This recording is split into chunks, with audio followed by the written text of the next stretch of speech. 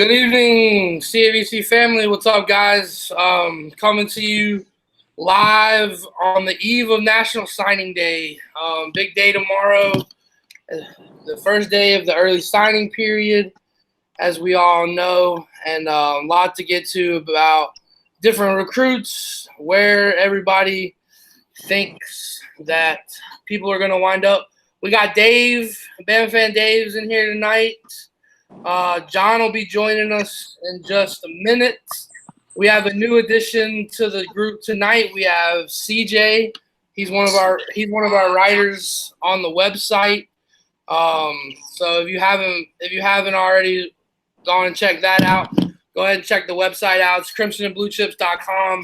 Lots of good stuff over there. Sign up for an account so you can sign up for the newsletter that'll be getting emailed out hopefully pretty soon. Well, that's going to get started. And then also follow us on social medias, CABC Pod on Instagram and Twitter, Crimson and Blue Chips on Facebook. And then if you haven't already, subscribe to the YouTube channel and hit the bell notification. That way you get notified every time we go live or we post videos. So what's up, guys? How y'all feel about going into signing day tomorrow? Dave, how you feel like the day's gonna go?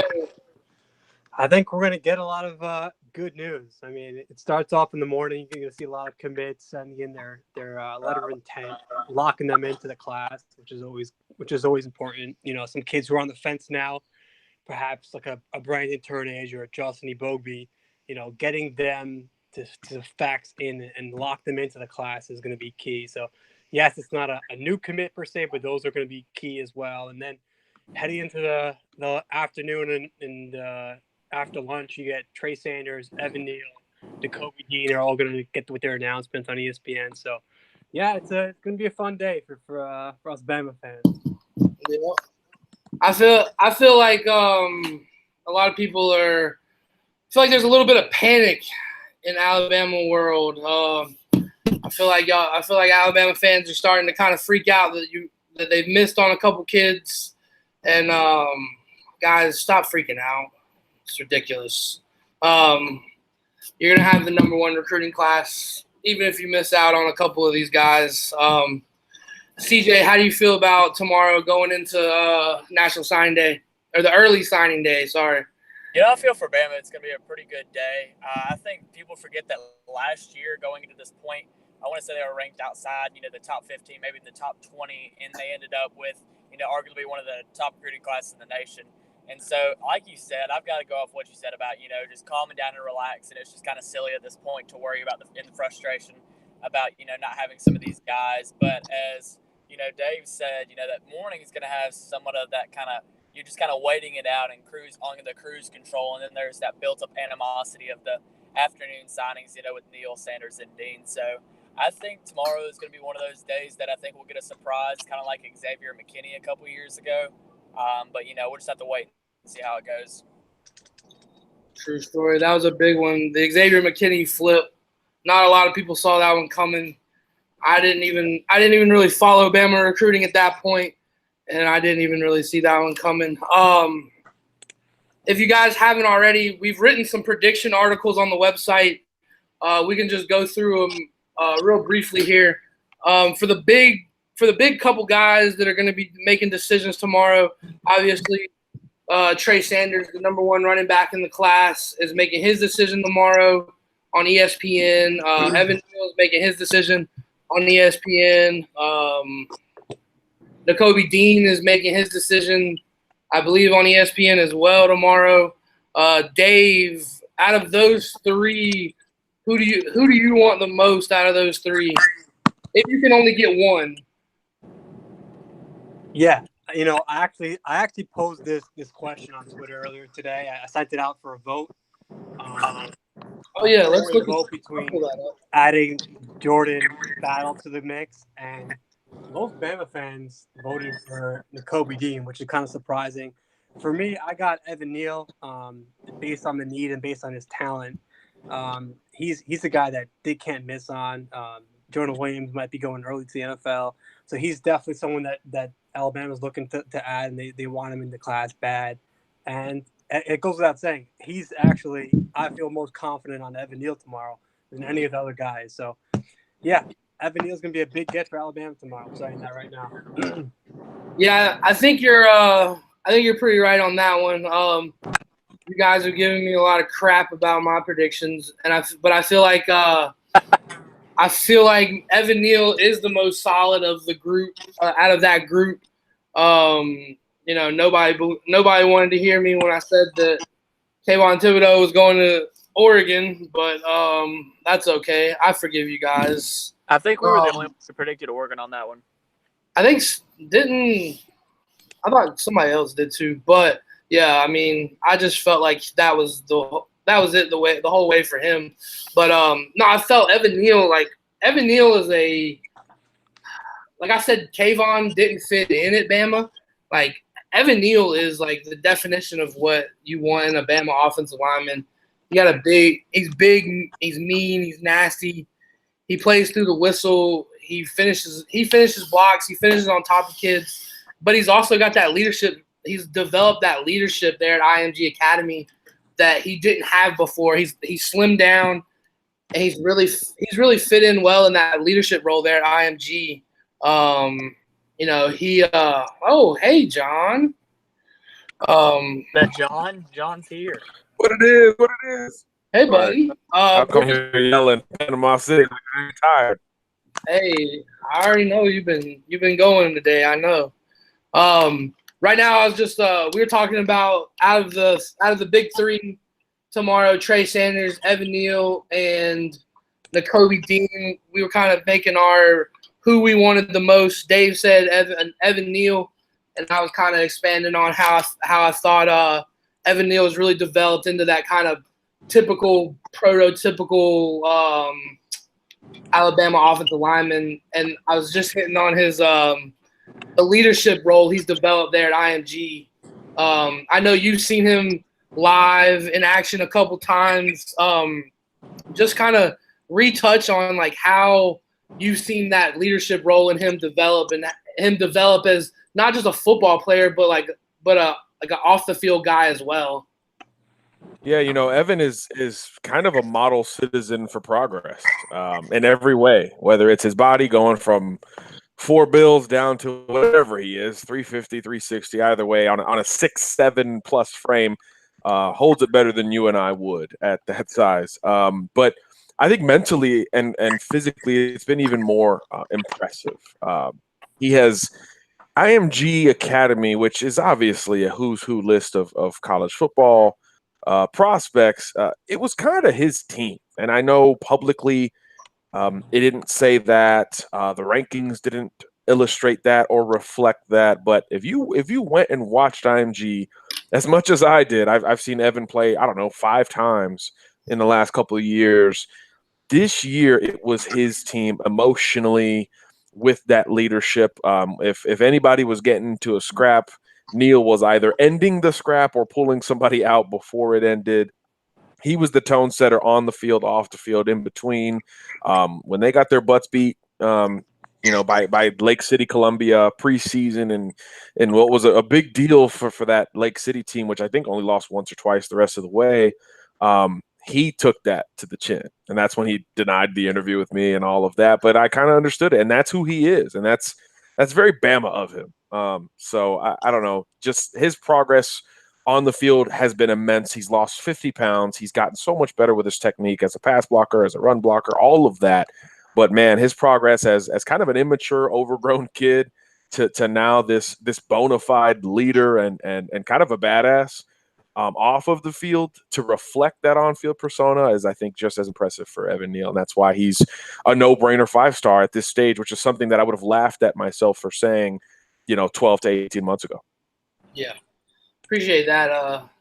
I think that he's definitely made him – he definitely is one of those guys that the rankings don't reflect his true value that he has for whatever team he decides to play for in college.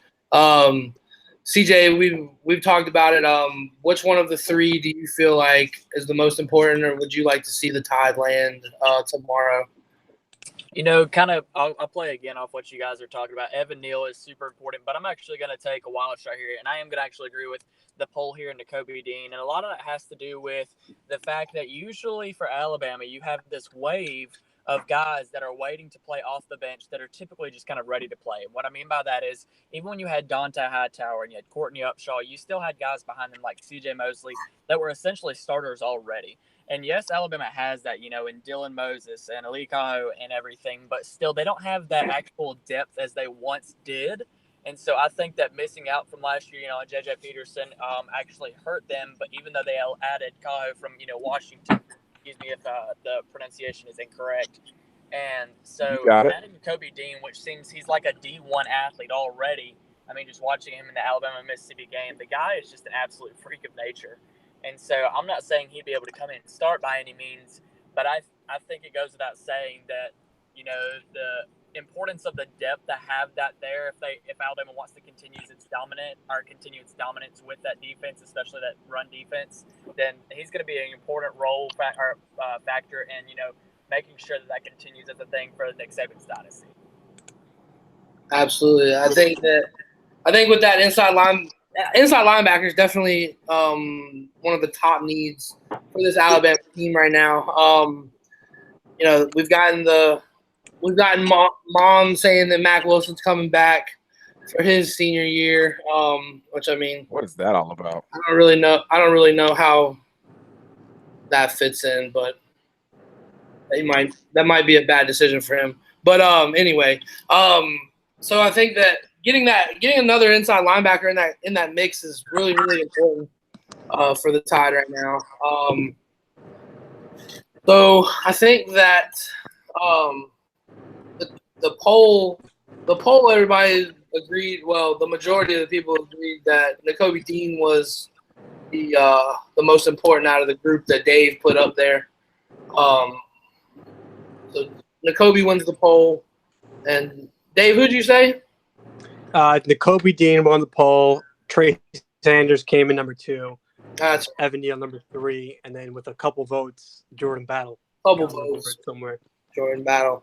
Still haven't seen a Jordan Battle or anything lately, even though we were pushed to.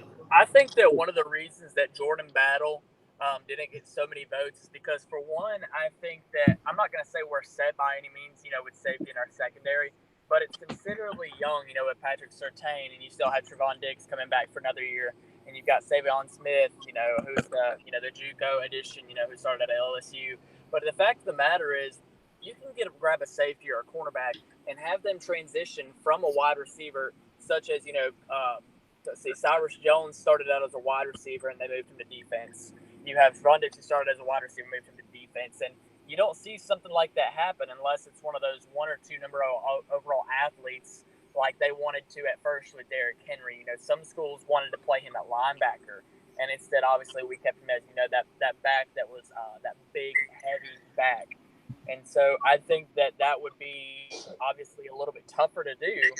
Convert someone to a linebacker versus have someone transition from a wide receiver to a safety standpoint. Yeah, that's a great point. I think that the defensive back, this is a defensive back heavy class. There's a lot of good defensive backs in this class, especially if they keep all the ones that are signed or that are committed right now. It'll be a very good ending class for the defensive backfield. Dax Hill, John just played DeMarco Helms, Chris Williams. It's a very good. And they said that John said that Williams had a good week at the Alabama-Mississippi game. He said he was one of the ones that impressed him a good amount. So I think my next talking point, what I want to go to next, is how do you guys feel about Trey Sanders? Dave, Trey Sanders. Yeah, I want to Trey in this class. I watched the senior film. He definitely showed out. Looked impressive. Looked like a true 5-star. Not a generational running back, but definitely one of the elite backs in this class, which is not a great running back class this cycle. But it's looking like he might not end up in Alabama. So, we got to turn to to Plan B, and that Plan B is a really solid option. And DJ Williams, another running back out of Florida, kid just blew out of nowhere his senior season, came on the scene, got a bunch of SEC offers late. Auburn offered. I think Georgia offered, also another backup plan for them if they don't get Trey Sanders. So, there's definitely good options. It's not like Alabama's going to strike out everywhere across the board. If they don't get Trey Sanders, then it's going to be DJ Williams. And DJ Williams is a very solid back. So, yeah, there's definitely options. And the same goes with Jacoby Dean. If he does end up choosing Georgia tomorrow, which is a strong possibility, Henry Toto, definitely butchering his name. No, you're not that far off. You're not that far off. You're not that bad. That was pretty good. Thanks. Good, Henry T. We'll just call him Henry T. There you go. Is waiting in the wings. So that's there's definitely options if they miss on their Plan A guys, which is good to have. Yeah. CJ, what's your thoughts on Trey? Yeah, I'm with you guys on that as well. There was some rumors going around that his dad had gotten involved in somewhat of a spatter with the Alabama staff. There's not too much information on that as we go off of. But, like Dave said, there's plenty of other backs that we can tend to. As of right now, it seems like Trey is leaning towards Georgia. We've got sources that say that. And so, you look – I know this sounds kind of crazy, but you're not going to be able to play everything off of just the number of stars a guy has. You look at Josh Jacobs, who had 2 Division I offers coming out of high school. He was one of my favorite backs from that year out of Tulsa, Oklahoma. And he ends up being arguably one of the most best all-purpose backs in the entire country. And so, again, if Alabama doesn't land Trey Sanders, which is not looking as of right now, DJ Williams is a fantastic option as a number 2. And keep in mind, even if Josh Jacobs leaves Alabama, you still got Najee Harris. You're still going to have Brian Robinson. And frankly, those 2 guys right there would start for any SEC school whatsoever. I don't care who it is. So to have that, you have essentially, even with somebody coming on from this class, you have a plethora of fantastic running backs to choose from. So, it'll work itself out. All right, so I'm going to hit you with this one, CJ. We've been getting a lot of questions with on Twitter and everywhere else on social media about this supposed spat with the coaching staff. If any, can you just give a little bit of what has been rumored to have happened in this spat with the coaching staff? I believe it was over the Mike Locksley thing. So just maybe elaborate just a little bit about that with what you've heard. Yeah, sure thing. So I've heard a variety of stories, and the one that seems most, it's somewhat logical, somewhat not at the same point, is that Mike Locksley, who just took the Maryland position, is that Trey Sanders and his family were worried about him leaving, and that the Alabama staff reassured them that he wasn't going anywhere. And then the next day, the news comes out that he's taking the head coaching position at Maryland. And so trust is huge for these guys, especially, being at such a young age, and not only, having that parent that is overseeing that, and they don't like to be lied to, especially just kind of used in that standpoint. So if that's the case, if that is what actually happened, that's going to be tough to recover from. Yeah. I just wanted to. We've gotten the question a couple times on Twitter and stuff like that. I just wanted to get a little clarification on that. Appreciate that. So my take on Trey Sanders is Alabama doesn't need Trey Sanders. There's 3 running backs in the 2020 class that are all better than Trey Sanders. Your running back class right now is already there's 2 other backs out there that have said that Alabama, DeAndre Glass out of Texas has said that Alabama was his leader, even though everybody says he's going to Oklahoma State. But he is named Alabama as the leader.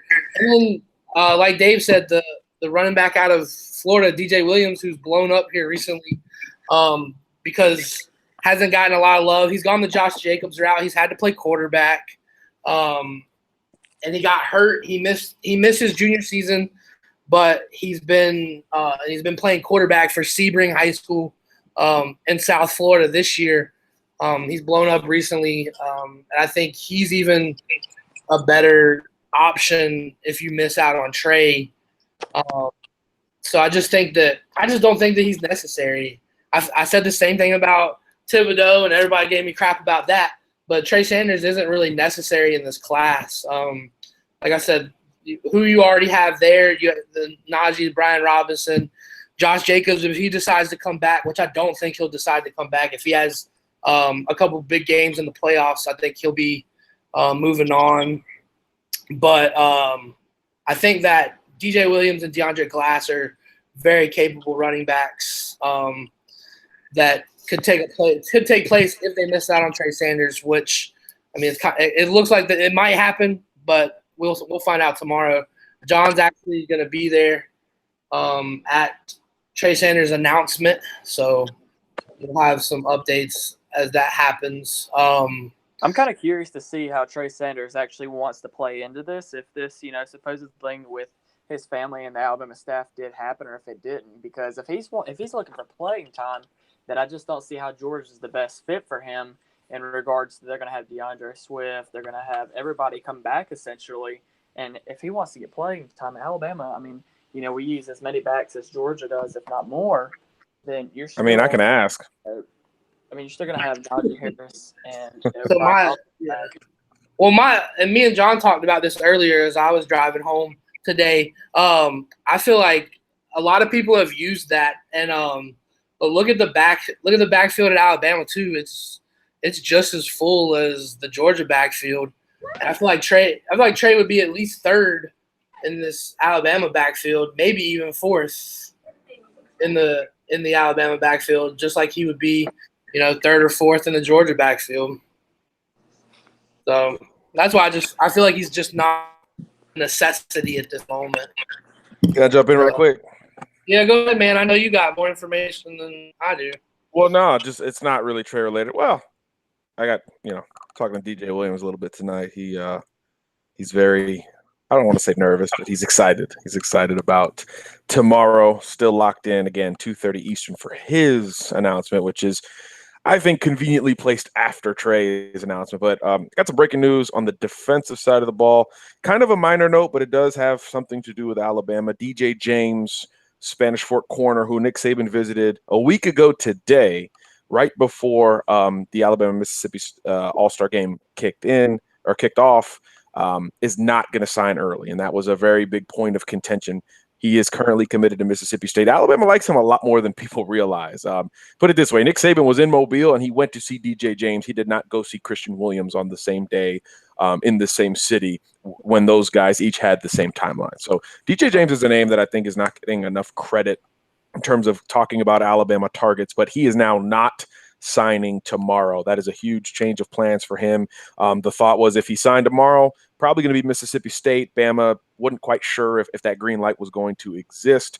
Now he is not signing, thus potentially opening up a February green light from Alabama. And with Christian Williams not signing, the cornerback position gets a lot more interesting, especially if Jordan Battle decides to potentially go elsewhere. So about to type that up, but I wanted to give it to you guys first. And we'll see what DJ Williams has to say. He's chiming in with me right now, actually. So I'm going to get back to that, get this DJ story up, and we'll come back to you. But I'm going to be in and out today. This is Kev's show, and CJ and Dave and everybody else hanging out. We appreciate you being here. And, we'll holler back in a minute. All right. John just likes to pop in and take over for a minute and then just leave me just like that. I feel like I'm back in college. Anyway, moving forward, well, that makes I can still hear you, bro, by the way. So I don't care. Headphones still on. I don't care. Okay, bye. Okay, bye. Bye. Anyway, moving forward. He got me all messed up now. Okay. Another bit that me and him had discussed earlier is the notion that Alabama, or the notion that it's been an Alabama race the whole time for Trey Sanders, and that Alabama has been leading the whole time because he was a commit at one point and all that good stuff. But Georgia's been there from the beginning. The notion that Georgia has kind of come out of nowhere is kind of a false like smokescreen type deal. Georgia's been in it for the long haul. He told John when he committed to Alabama the first time that he liked Georgia, and he's liked Georgia this whole time. So I think that was interesting that we talked that he broke to me. So I just think that I don't know. I have that Georgia feeling with him, and that's just the way I feel. It feels to me that Georgia has come out of nowhere, even if they were in the race to like bolt ahead of Alabama, right? Because if you look at the visits that Trey's made, even since he's decommitted, I think he was at Alabama this summer, maybe for the cookout. He attended some games as well as his official visit before he made the official visit to Georgia 2 weekends ago. It definitely feels like they've come out of nowhere a little bit. So something to keep in mind. Not that he was an Alabama lock. Yeah, I think that Trey's one of these kids that knows social media, and he puts out he had to clarify tweets as close as a week ago where him and Evan Neal both tweeted out like Tribe 19 stuff, and they tweeted out stuff from their official visit to Florida State, and everybody freaked out, and they were like, "Oh my God, he committed to Florida State," and then he had to come back out and say, "Oh, I'm not committed anywhere," so blah blah. But he's what I like to call a troll. Yeah. Yep. He seems to love whatever school he's coming off of a visit to, kind of the same way Thibodeau did coming off of his Oregon visit, coming off of his Florida visit. He seemed to like whatever school he was coming off of his visit with. So, I mean, who knows with him? I still think he ends up at Georgia for right now.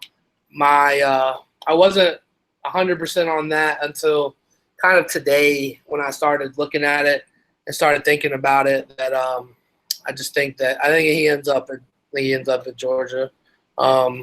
So they already got like I said, there's plenty of other backs right now, and the 3 in the 2020 class that I feel are all better than Trey. Oh, no doubt about that. And you know what? If Trey comes to Alabama, next year when they're aiming for one of those 5-star studs, that schools are going to negatively recruit against Alabama, saying, "Hey, look, 2019 class, you got Trey Sanders. He was the number 1 rated back, and you're never going to see the field." So if they take DJ Williams, maybe this helps get a stud next year, which they wouldn't have had a shot if they landed Trey this year. So that's not a bad at all there, Dave. None whatsoever. I mean, obviously you'd rather have something in the bag, right? But hey, if it means that they get a 2020 monster next year, I'm down for that. Because, I mean, I think a lot of people are even forgetting about Jerome Ford, who signed with Alabama last year, who's still on the roster, if I'm not mistaken. Yeah, he is. Even with the guys that Alabama still has right now, if you add him, and I think a lot of people are forgetting that just because somebody visits somewhere that they are not committed to there. And I think that's what you were hitting on a second ago, Kev, is that he, like he said, he's a huge, massive troll, and just because they visited somewhere doesn't mean that they're actually committed to them. That doesn't mean that they're one of their, they're trying to buy them out or something. That's just the fact that they're wanting to actually take advantage of these free visits and stuff while they can. And even if he doesn't land at Alabama, you got to be happy for the kid because, I mean, I'm not saying Florida's still in this somehow, but you got to think with his brother there, I think that they actually wrapped up that was pretty smart of them to do that. And that could even be one of those things that he could surprise everybody tomorrow and go with. Yeah, I don't know. I know that Umstead's there, and I know that he's playing and all that good stuff. But I mean, if he wants playing time and to be the feature back, if he wants to be a feature back, then Florida's definitely a better choice because Florida doesn't have anything that could compare with Trey right now. I don't think. No. And imagine if he went there and Justin Fields just miraculously chose Florida. Then you'd have Justin Fields and Trey Sanders in the same backfield. And I just think that'd be actually beneficial for Dan Mullen, that offense, to try and jumpstart its way back into the SEC East. Yeah, so let's move away from signing day real quick since since CJ brought it up, we got Justin Fields, who's announced he's leaving the Georgia program, which I can't really say that I didn't see that coming. I've said for probably since Justin Fields signed with Georgia, I said I don't think he stays at Georgia. I don't think that. I think he'll transfer. And lo and behold, here we are, the day before early signing day, and Justin Fields is leaving Georgia, and I can't say that I'm surprised. They got there's been some speculation and some rumors of early leaders for Justin Fields, Ohio State, Oklahoma, Florida State, a couple others, but I just feel like this is the nature of the college football game that we're dealing with. You got these kids that are, I don't know what Justin Fields was promised or what he was told in the recruiting process. I imagine he was told he would have significant playing time, which obviously didn't happen this year. So I feel, but this is just that nature of the beast, and it should make Alabama fans appreciate what they have in Jalen Hurts even more, Dave. But what's your Dave? What's your thoughts on the Justin Fields situation and an early prediction on where Justin Fields lands? Yeah, so like many, we also saw this comment that he was going to be transferring once Fromm took control over that Georgia starting quarterback position. I said this last year when Fields was going through his recruitment. I just didn't understand why he would choose Georgia. They had a true freshman quarterback who was starting, kicked out a previous 5-star who was a class ahead of him in Jacob Eason, right? So he already got rid of one 5-star. He led them to the national championship game, down in the fourth quarter, close game, overtime, they lost. But he's their starting quarterback who had 2 more years at least of eligibility. And then it's a pro-style system. And Justin Fields is a dual-threat quarterback. Like, you got to go where you're going to be utilized with your talent, right? He's a guy who has the ability to run. Yes, he wants to develop as a passer, of course.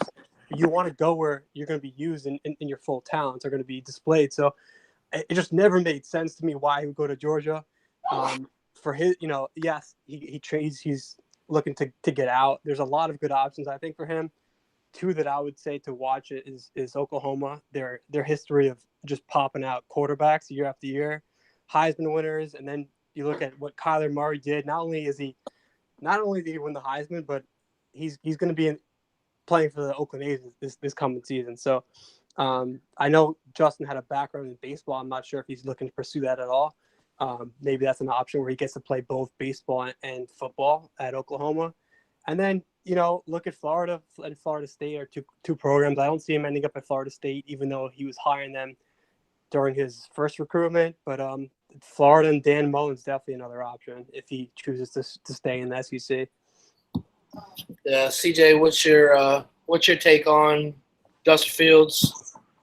I'm with you guys on that for sure. There's not much logic whatsoever to him choosing Georgia over schools, like Florida and Florida State and stuff, because he could have went into either one of those schools this past year, and frankly, without a doubt, been the starter for either one of those. And although Florida State didn't have a really good year this year, in fact, and it was really bad actually, he still could have gotten there and got his feet wet and all, and been the starter and been the future quarterback.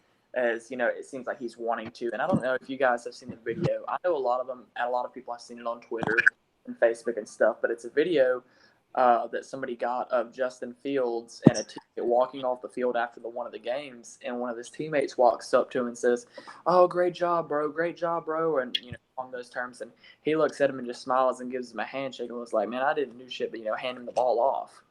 So you can tell by his demeanor and his face that he was frustrated, not only that he wasn't getting playing time, but it was almost kind of a smart out tone, as in, I didn't get to play. Why are you telling me, good job? So yeah. He's not happy there, and you can't be mad at the guy for not being happy there. But at the same time, what else did you expect when, as Dave said, or anybody obviously knows, Jake Fromm was a true freshman last year. That was really hard to anticipate going in there and taking his job. So Yeah, I mean, when you looked at what happened there, and then what happened at Clemson, I think people thought that Justin Fields was going to do what Trevor Lawrence did at Clemson. yeah, But I mean, Jake Fromm's a way better quarterback than Kelly Bryant. yeah.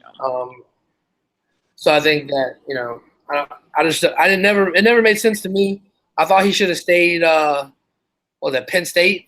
He was committed to Penn State, right? Mm-hmm. Well, I feel like he probably should have stayed committed to Penn State. I mean, look at Penn State's offense. I mean, with Trace McSorley, they run kind of something that kind of geared towards his skill set. So maybe he ends up back at Penn State. Who knows? Let's see. Anybody else big name out there, Dave or CJ, that that you're gonna be watching tomorrow and to see where they go? Dave, anybody? I think it's just primarily those three guys right now. I really do. And, you remember we were talking a second ago about how Trey Sanders is a bit of a troll. Well, you got to look at Nakobe Dean, who's doing the same thing, in the Mississippi-Alabama All-Star game yesterday by throwing up the land shark and also the L for LSU. He's doing the same thing. And so I think using social media, to kind of help him platform his trolling sessions or both of their trolling sessions, I think that's got a lot of people with their eyes, on those three guys for tomorrow. With with Neal being the most likely of the three to come to Alabama. Yeah. Somebody asked our good friend DJ asking about will Bama land any transfers. I don't know. I haven't heard anything about any transfers talking about Bama. Bama's just not really a grad transfer destination. Usually grad transfers go somewhere where they 100% know they're going to be the guy. I mean, unless you're kicker. Unless you're like Richard Mulaney or the other guy that we had. I mean, those were just two guys that came in. But Alabama's bringing back literally every single wide receiver, and they still don't even know if Irv Smith is going to enter the draft. And so, I mean, if he comes back, you're bringing back every single wide receiver and your number one tight end. I'm not. The guy's DJ's question wasn't just transfers at wide receiver, but as you said, Kev, for grad transfers, that was predominantly what they were bringing in. So, Jay Coker wasn't a grad transfer. He just left Florida State, right? Did he grad transfer? No, he was a grad transfer. Oh well, my bad. Either way, he was a grad transfer, but I wouldn't see a grad transfer coming by him even quarterback wise, obviously, because Jalen Hurts, we still don't know what he's going to do, even though all signs pointing to him, transferring as a grad transfer now. But even guys coming in, like you have Talia Tagovailoa coming in, you have Paul Tyson coming back in, you got Mac Jones, which with all due respect, I don't ever seeing him being a starting quarterback for Alabama. Don't you badmouth Mac Jones? Do what? Don't badmouth Mac Jones on this show. That's my boy. I love Mac Jones. Me and him are good friends. Like I know him and his family. But the fact of the matter is that Mac Jones is my man. That there would be no room for a grad transfer even there. Yeah, I don't see it happening, frankly, at any position at this point. The one spot where the staff might like to bring in a grad transfer would be the D-line. They're losing a lot of people there. I know their class that they're bringing in is absolutely loaded on the D-line, but you want guys who are going to be able to ready to play day one next year. So D-line might be an option. I see the only way. And this is not even like it's signing day for the high schoolers. So I think we talk about grad transfers. That's usually like before the spring, after the second signing day. So look for that like chatter to pick up later in the season. What's the kid's name that Bama picked up from Rice, the grad transfer? From Rice? I don't know. Yeah, last year. Yeah, Tavika Mika, some bizarre. Oh, he was a JUCO signing. Tavika Masuka, something like that. Yeah, something like that. I thought, well, maybe that was him, but I thought we landed a guy from Rice. But regardless, we didn't see him. But the importance there of the grad transfers is obviously having that depth for sure. Yeah. You're going to have guys like LeBron Ray, Fadarian Mathis, and hopefully some of these guys that are coming in, be able to contribute early as freshmen and stuff. But, hey, I'm with you on that, Dave. All right, guys. Dave and CJ. Dave, I'll go first. Who of the commits right now, if all, out of the guys that are committed, none of the ones that are uncommitted, who is the one that you're most excited about to see next year, and who do you think is the one or two they could make the biggest impact next year right away? That's a great question, Kev. I got to go with my boy from Jersey, my Jersey boy. Of course you are. I could have called. I didn't even have to ask you that question, but I went ahead and did it anyway. But when you're looking at playing, obviously I'm excited for a couple of kids next year. This is a great class that the Tide is bringing in. But when you're looking at that, someone who could come in and make a difference right away, you got to look at are they enrolling early? Check for Alfano. He's coming January. He'll be on campus for 8 months with Scott Cochran under Coach Cool. All right, so he's got the time in the program, and then you can look at is there a need, right? So you look at the D-line, you have Quinton Williams, most likely going to go top 10 in the draft. He's going to leave early. Then you got to look at Raekwon Davis. We don't know what he's going to do yet, but he's another possibility of leaving. Isaiah Buggs is a senior, so he's gone. So when you lose your starting D-line, you got to look at, hey, these are going to be freshmen that have an opportunity to earn a lot of playing time and possibly a starting spot. So D-line's a spot where a kid could come in and play. And then you look at the guy's talent ability right now, as well as his physical stature, right? Antonio he's almost SEC ready. So, from a physical standpoint, he's a big boy, 6'4", 280, 285 range now. So, yeah, he's definitely someone that can come in and earn a job and definitely make an impact, not just take a spot because there's a hole. Yeah, I'm good with that because Alfano, we've seen the progression from Alfano already, just from his junior year to his senior year. He got bigger, he got faster, he became a more dominant player up there in Jersey. And like we said when we did our breakdown of him, that you got a 5-star guy like that that's playing lesser competition. You want to see that domination. And I think that Alfano showed that. I'm going to be interested to see his week when he goes to San Antonio. I want to see how he's a San Antonio. Yeah, he's San Antonio. He's going to be in San Antonio. Yeah, so the All-American Bowl. I want to see him. I want to see him there, and I want to see him. Want to see how he does against that the elite competition. Now, some of these guys aren't playing in these games because they're enrolling. Like, I know Pierce is already practicing. Paul Tyson's already practicing. They took advantage of a rule, and they're now on campus and they're practicing with the team.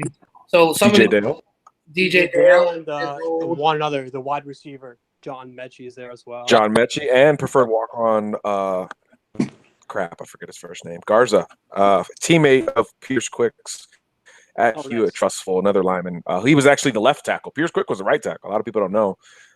The left tackle, man, his dad's gonna kill me. Garza is on campus as well. So it's not just the stars who are there early to be bodies to get beaten up for the next couple weeks. Hey, yeah. I think if I'm gonna be there getting beat up, then at least you're gonna get bowl prep and get playoff. Get to watch that. So I'll take that.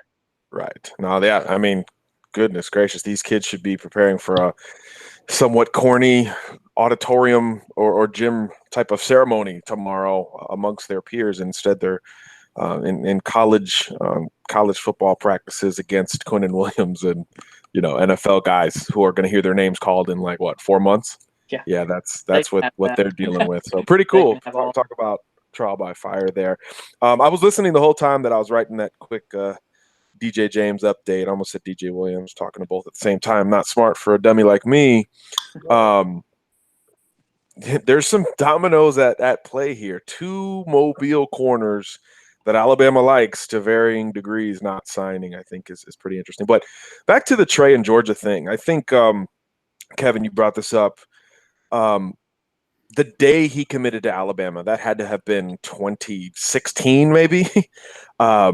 He said, I have a top 3 of Alabama, Georgia, and Florida State. And I'm like, Trey, I'm not going to put that in the story. Like, this is not how we're going to do this.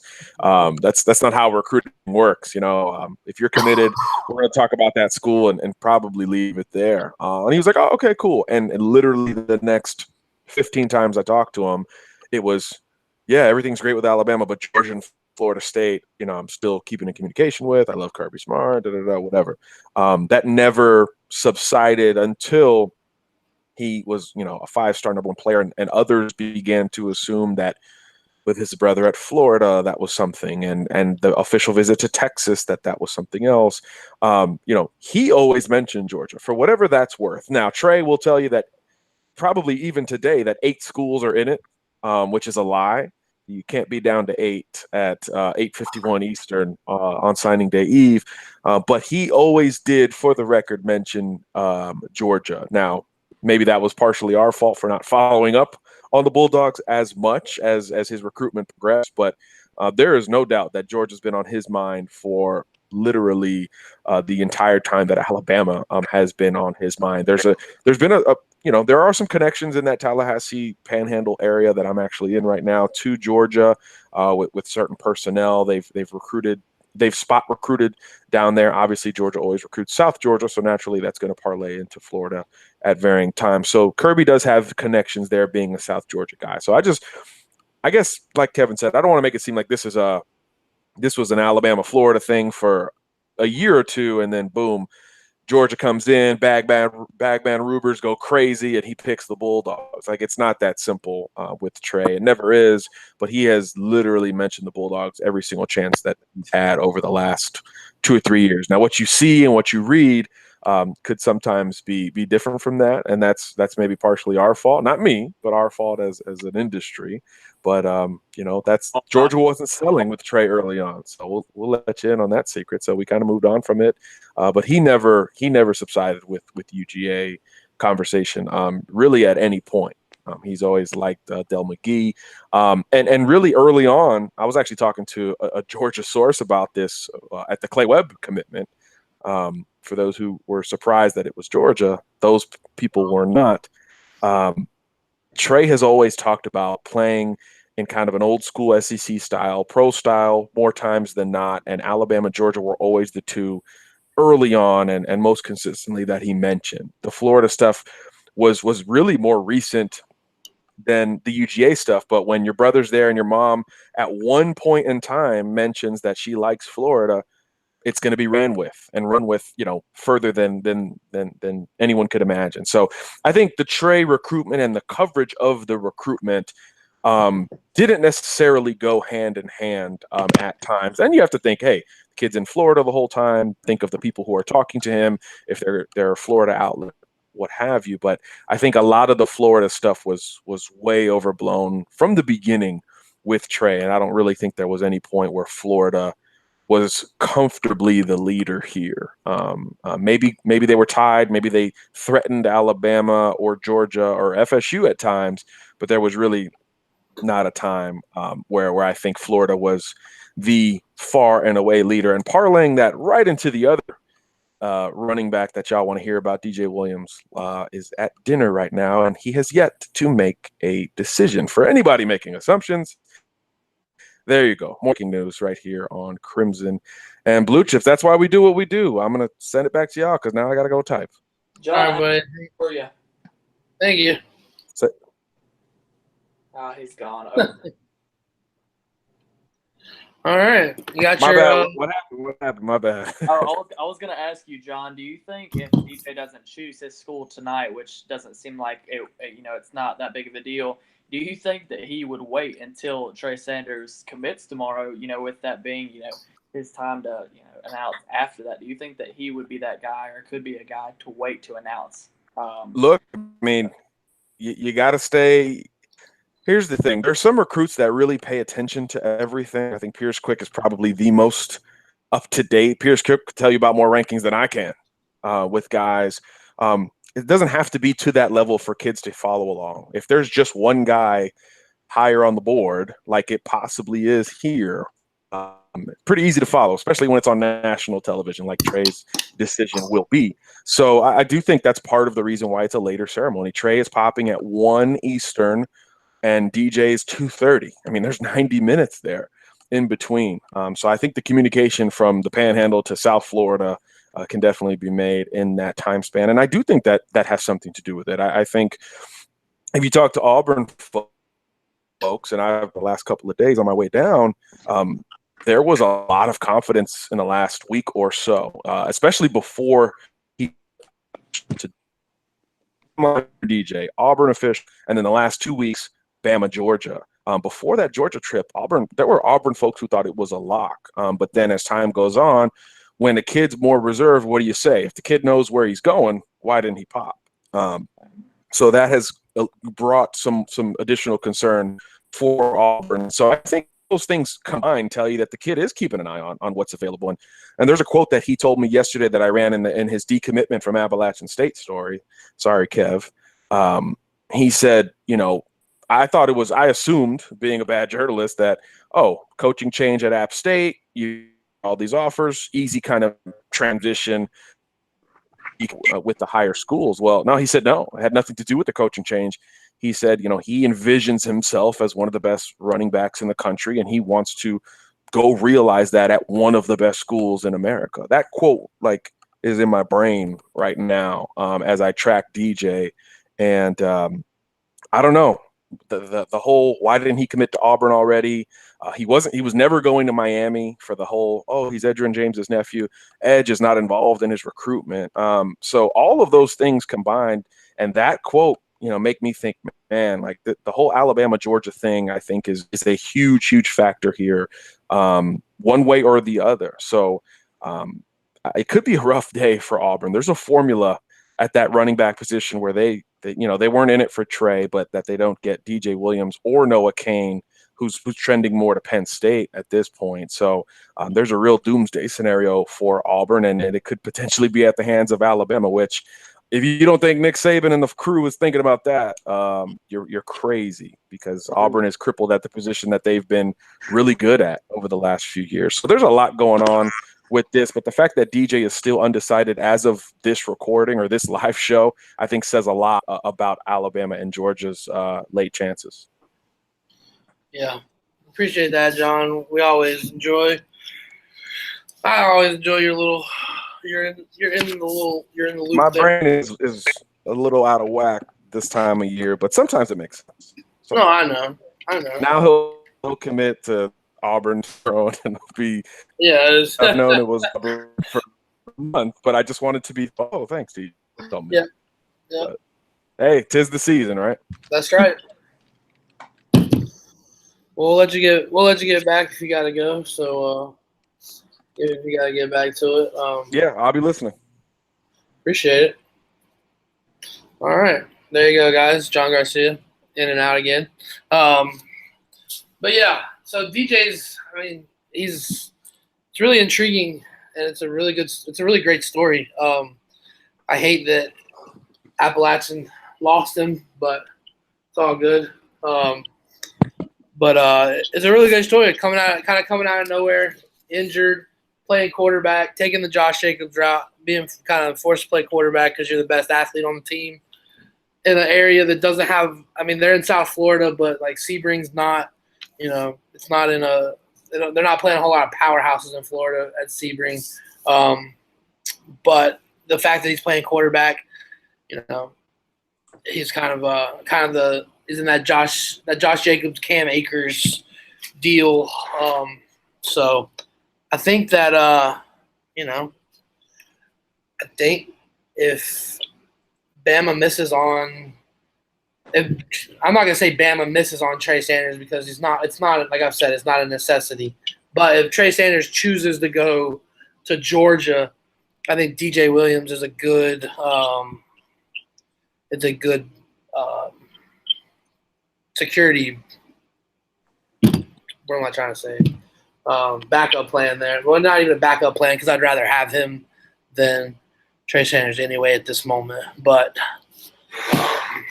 so yeah, let's. I'm gonna start looking through some live chat stuff here. Y'all guys have been active as all get out tonight. We appreciate that as always. You guys, it's humbling when you guys come hang out and talk ball with us, just because we love talking ball, and we love we love talking ball with you guys. So let's see here.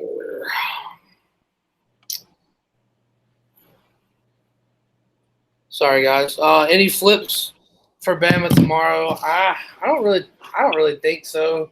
I mean, if Jordan Battle decides to flip, I guess. But I mean, I've heard Jordan Battle's gonna flip for the last week. I feel like now, and we still haven't heard anything out of that. But Dave or CJ, do you guys see anybody flipping tomorrow? Dave, I see us getting a flip. That'll be Jordan Battle from Ohio State to Alabama. you've said it for a week now. I believe he's signing 7:30 in the morning. So before you wake up, there might be some good news on your phone first thing. Before who wakes up? I'm gonna be up already because I'm gonna be at work. All right, for the people that are lazy like me and get up past 7:30, that's gonna be a pleasant surprise, hopefully, to see Jordan Battle sign with Alabama. And on the flip side, no pun intended, I would worry about Justin Ebogbe. That kid's been all over the place recently. I know he's shown a lot of love on Twitter to Pruitt and the Vols, and he's took in a couple visits out there. So I'm a little concerned about that one. I'm keeping my eye on him. He's someone I want in this class bad. I think he's a 5-star in my book. Justin Ebogbe, one to keep an eye on going the other way. All right. CJ, anybody? Not so much. Again, we're going on the Jordan Battle thing.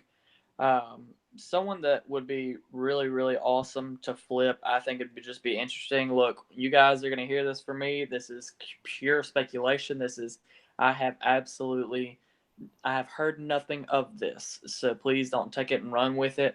I think something that'd be really neat, though, and surprising if we saw Nathan Pickering flip to Alabama, the number 65 overall recruit in this class. That'd be nice to have some length there at 6'3.5", 286 pounds. I've just liked the guy this entire class, and so it would just be nice to have. But realistically, Jordan Battle seems the only one at this point. Yeah, and like I said, heard Jordan Battle for a week now and haven't seen anything, so I think he stays at Ohio State. Just my opinion, but what do I know? Does Bama land Keon Zipper? No. Keon Zipper is a pretty. I don't even think you would really want Keon Zipper to begin with.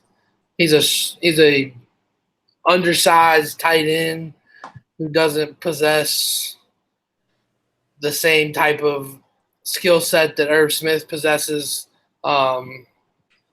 Zipper is, I think Zipper's like 6'1". He's 6'240". Yeah, so I mean, he's undersized to play tight end. He doesn't block, which if you're an undersized tight end, you have to at least block or you have to catch well, and he doesn't do either one. Yeah, that great. So no, and I don't think Bama lands him, and I don't even think he's really on the board, to be honest. I wouldn't have him. Florida guy there. Yeah, he's a troll. Yeah. He's trolled everybody. He's probably gonna end up. Florida thinks he's a lock, but Florida is good at messing that up. So, watch Urban got some mini running back news if y'all want it. Okay, back to John for running back. I can't lay it out. Can't be a layup. It's more like a half court heave. But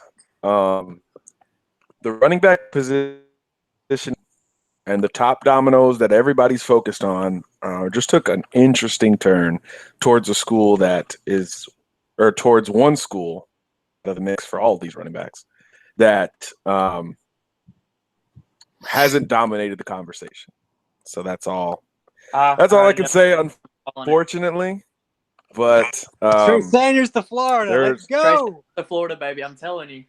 Based on tonight's conversation here, I've listened the whole time, and really, the long-standing conversation. There's one decent surprise on deck for tomorrow that we just confirmed at 24/7 Sports. I'm not reporting it tonight, so don't refresh that page. I mean, refresh other pages, but Florida, I'm calling it. There's some interesting stuff. I didn't say that, by the way.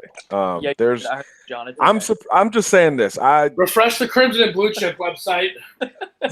I'm surprised with the news that I just got on here. So, and it has to do with the running back position in the SEC and a domino that will affect us. So, National Signing Day is great, ain't it? It's great. I wish it wasn't so close to Christmas so that I could actually have like a couple days, but here we are. But either way, running back dominoes will be very, very fun to track tomorrow. An Alabama fan or a Georgia fan or a Florida fan or an Auburn fan in particular, but just for me to track, it will be very fun. This could be a 30 for 31 day maybe. So I just wanted to pop in and confirm that. And remember, at 9:07 p.m. when it happens tomorrow, you can be like, oh, man, that's what it was. And it'll be funnier maybe to you guys. All right, back out. Peace. Bye. Goodbye, John. All right. Well, anybody can speculate what John's talking about. If I had to guess, he's talking Trey Sanders to Florida, maybe. I don't know. I told you guys. I called it. Y'all didn't believe me. So that's interesting. I don't know what to take. I don't know at this point. I don't believe it really. At this point, like I don't really care what any kid says at this point because Penn hits paper tomorrow, and these kids are like hormonal teenagers, and they make split-second decisions, and I really don't believe anything that they say. But who knows? It'll be interesting. What's the kid's name that committed to Auburn? He was I want to say it was the number 1 or number 2 overall recruit. He committed to Auburn, but waited to send his letter of intent for like a week or so. Oh, you're talking about Cyrus? Look, I don't think it was Cyrus. Was it Cyrus? Talking about the D. Not Cyrus. Talking about the D lineman. It was like 2 or 3 years ago. Talking about the D lineman with the Chucky doll. Yeah. Yes. Yeah. Byron Coward. Yeah. Coward. That's a bust. A big bust. In Florida. Yes, the biggest bust we've seen in a while. Just trash bag. Yeah, anyone who's carrying around a Chucky doll, your chances of bust is like 99%. And it's a Florida thing.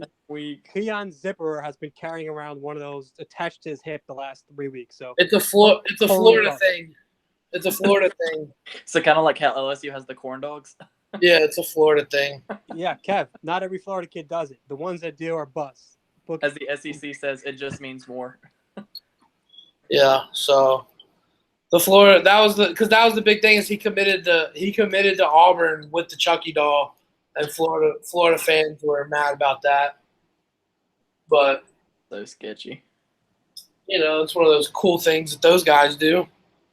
Speaking of running backs, do you guys remember any of the talk of Jerrion Ely? The Ole Miss commit. He stayed committed. He has stayed committed to Ole Miss this entire time. About I remember hearing some about him possibly favoring Alabama some as far as a secondhand school if something were to happen where Alabama didn't end up with a top back this class. The word on Ely is that he's probably going to play baseball, so I think Alabama stopped pursuing him. I know one program that was in with him is Clemson, so if he doesn't sign with Ole Miss, maybe Clemson, but I'm not sure if that kid's going to ever end up playing football, to be honest with you. And why is that, you said? He's an MLB prospect, legit MLB prospect. Who's that? Oh, okay, got you. You said MLB prospect. Who's that? Jerry Ely. Oh yeah, he's a legit baseball prospect. Got you. Yeah. Got you. All right, let's see. Let's see if we can find some more good stuff in the chat. Everybody making their assumptions on who's going to be blah blah.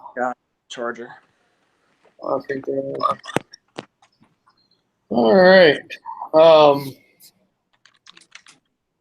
I'm on mute, but he can hear me. Is there a charger I can use right quick, guys? I'll bring it right back, I swear. we can still hear you, CJ. All right, so here's with early signing day tomorrow and how Alabama's 2018 class went down. I've been saying for the longest of times, if a kid is committed and is on the Alabama commit, it's part of the. We're on a podcast. if Alabama has a commitment and that doesn't sign tomorrow, that kid can no longer be considered a Alabama commit. Doesn't mean he's not going to end up at Alabama, but going forward till February, his status is definitely in doubt. And that goes for anyone who's not signing tomorrow. So that would be Keelan Robinson. Wait, is this Young, are you like Hill. Are you giving your opinion on this? It's mostly my opinion, but if you look at how the staff got screwed with a couple kids last cycle, this should be the opinion of the staff and how they should move forward with these kids. That's all I'm saying. If a kid doesn't sign tomorrow, they better be recruiting that kid absolutely hard if they want him. Okay, so are we talking about like if a kid doesn't sign because he just doesn't sign, or are we talking about like kids that are trying to like make their grades and stuff? No. A kid that's on the Alabama commit list Okay. doesn't end up signing tomorrow, even if they've said for the longest of time that they're not signing early signing period. That's a kid that I would be concerned about. That's all I'm saying. Okay. I mean, okay. I see what you're saying, and I see that, but like, I don't know. I never thought this early signing day crap was going to take off anyway, but like it did. Like I didn't think that it was going to be as big as it is now. Like I thought it might have been like a 1 or 2 year thing, and then they realized that it really didn't do what they thought it was going to do. But obviously, we see how that has changed here in the last 2 years. I think there was like 70% of like kids in the top 100 signed last year early. And this doesn't mean I'm seeing some comments now that Dax Hill has a spot till he says no. Dax Hill has a spot. Of course he has a spot, but going forward, the staff will treat him differently and still recruit him as if he's not a commit. And if they don't sign, I would be concerned, right? So if a Byron Young, yes, he's been Alabama for a while, but he's someone that I would, keep an eye on and see other schools who are trying to get in with him. So it's not like a thing. And it goes the same way with like a Christian Williams, right? Yeah. Alabama, they don't want him to sign tomorrow. So, if a kid like that means that he's being quote unquote processed from the class. Yeah, I definitely agree. I don't think anybody is going to stop recruiting these kids just because they don't sign early. Because like I said, or like you said, you're going to have some that don't sign. You're like Dax and some of those guys that don't sign. Those guys are going to have spots no matter what. Ishmael Sopsher's not signing. He has a spot no matter what. Like those kids have spots. Like it doesn't matter when they sign. If they were to come here February 6th at 2 a.m, day of signing day, those kids have spots, and they're going to be recruited like they're not like they have, they're going to be recruited like they're trying to get them in the class, which they should, because without them signing, that leaves them open to be poached. So yeah, I'm with you, and I don't think that Bama would back off of any kid just because he doesn't sign. If anything, they're gonna put the foot on the gas pedal and try to make sure they keep them signed, or keep them committed, recruit them like they're not committed, and all of that. So, I got a question for you guys. Yeah. What? I was saying, I got a question for you guys when you got a second. No, go ahead. No, so I was looking at in reference to what you guys were talking about, with the new early signing day and then post afterwards.